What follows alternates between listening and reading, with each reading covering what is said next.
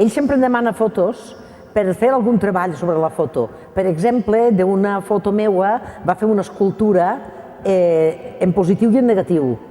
És a dir, era com una planxa metàl·lica foradada i em va regalar una còpia, no?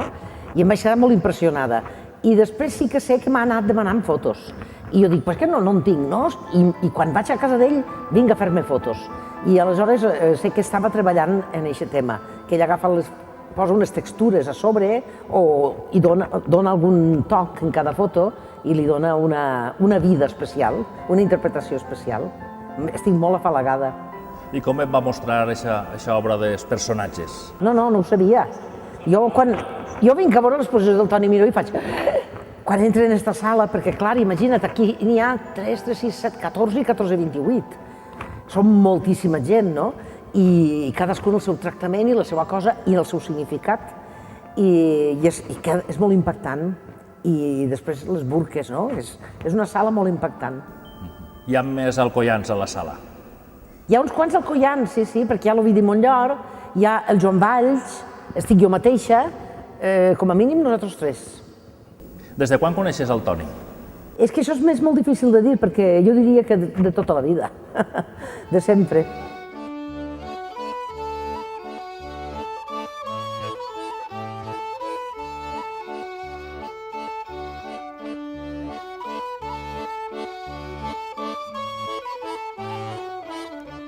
A més, jo te diré una cosa, aquesta exposició que ha sigut tan esperada i tan desitjada, que per fi ha tingut lloc en un lloc de prestigi com és l'IBAM, és tan impactant que jo no sé com el Toni Miró no pot trencar algunes de les prejudicis que sobre la seva persona ha creat senzillament la política.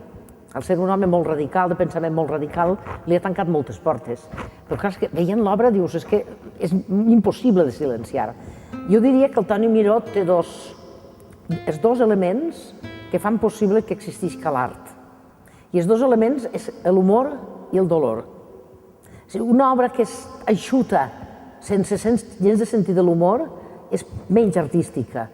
I hi ha excepcions, però una obra que no té dolor és una obra sense conflicte, és plana, és una broma, no és res. I en canvi ell té els dos elements molt aguditzats. Ell és el pintor de la denúncia, però també té aquells detallets de bon humor que posa sempre, que sempre veus el toc de l'alcoià, del valencià, que busca el costat divertit de la realitat. Un temps que serà el nostre, un país que mai no hem fet.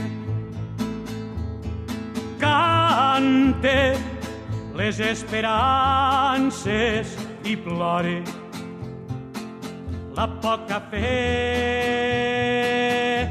A Toni li determina molt el lloc de naixement i la terra, però la seva obra és internacional. Evidentment. Però és que això passa sempre. Això ja ens ho deia mestre Josep Pla, que si volem escriure una obra universal hem d'escriure una obra local. No hi ha altra manera de fer una obra universal. Aquella gent que escriu sobre la història del món difícilment seran universals. En canvi, la persona que escriu sobre el pi que hi ha a l'entrada del seu poble, o la persona que pinta un paisatge determinat o un univers determinat, aquesta persona serà universal. Evidentment, el seu llenguatge és universal.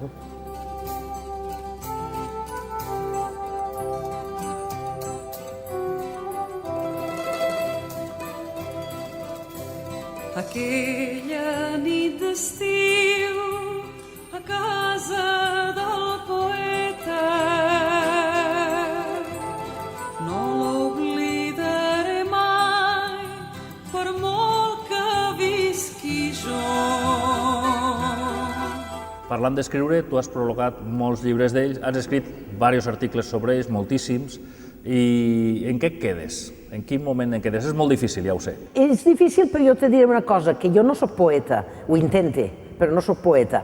I ell m'ha obligat a fer algun poema sobre la seva obra, i n'hi ha un que es titula El sexe vell, que és un cant a a la frescor i a l'abundància i a l'aspecte no pecaminós del sexe, que és la cosa més bonica del món, no? I li va agradar tant que el va posar gran i el va emmarcar i m'han dit que tots els que entren a casa d'ell els obliga a llegir el poema. Per tant, té per mi unes ressonàncies especials. També l'has convertit en un personatge literari. Tinc una novel·la policíaca de misteri que es titula El mas del diable i que no és el seu mas, és un mas veí, però que va sobre un assassinat i que apareix ell com a personatge. S'heu trobat en moltes voltes també en aquesta exposició tan bonica que era un abecedari. Sí, això va ser una cosa molt important, que també vaig haver de fer una tira de poemes. Es tractava que ell feia un quadre sobre cada lletra i jo havia de fer un petit, minúscul poema sobre cada lletra, però em vaig inventar que el poemet havia de començar per la lletra en qüestió i havia d'acabar en la mateixa. Això és molt fàcil de fer en la A, però clar, quan arribes a la K es fa difícil, i quan arribes a la G, no, a la G encara, però hi ha algunes paraules que dius, com faig jo ara que una paraula acabe en què sé jo, en K, per exemple, no? o en B, que acabi en B baixa. És difícil, no?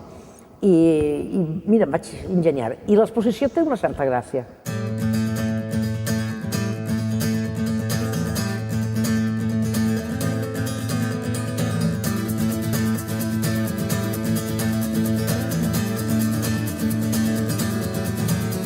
Les nostres preguntes són incendis que les vostres respostes no saben apagar.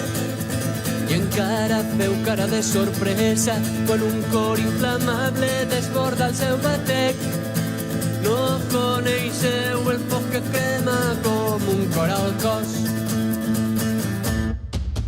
Creus que hi ha lloc per a la pintura denúncia o l'obra de protesta o de reivindicació al segle XXI? Tota la vida, tota la vida. És més, jo crec que el país més cofoista, més ric, més cregut d'ell mateix i que es mira més el melic del món, que és els Estats Units, ha generat la pintura denúncia més brutal al llarg del segle XX.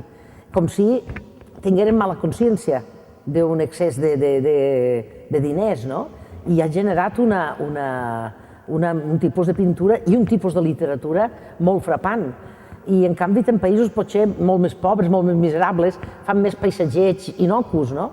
Però la pintura de denúncia és universal, i dic universal en el temps i en l'espai, perquè és des dels grecs que trobes la denúncia, evidentment en la tragèdia grega la denúncia hi és, i fins i tot en l'estètica grega, que sempre això, i veus algunes escenes molt contundents, tot i que ho pagava el govern, les escultures, però tot i això hi veus, perquè sempre l'artista sempre va contra el poder. Jo sempre explico que hi ha una paradoxa, que és la del rei i el poeta, que el rei necessita el poeta perquè li dona brillantor al seu reialme, i el poeta necessita el rei perquè li pague. Però al mateix temps, el rei es troba traït perquè el poeta crea un món alternatiu al seu, que ell no pot controlar. I el poeta detesta el poder perquè es creu que li paga la creació, quan la creació no té preu, no? Hi ha una espècie de necessitat mútua i al mateix temps de rebuig mutu, que això és tan antic com el ser humà. Ja no ens alimenten molles, ja volem el pa sencer. Vostra raó es va desfent, la nostra esforça creixent. Les molles volen al vent. Diuen, si no et donen, pren. No és de lladres dir amén.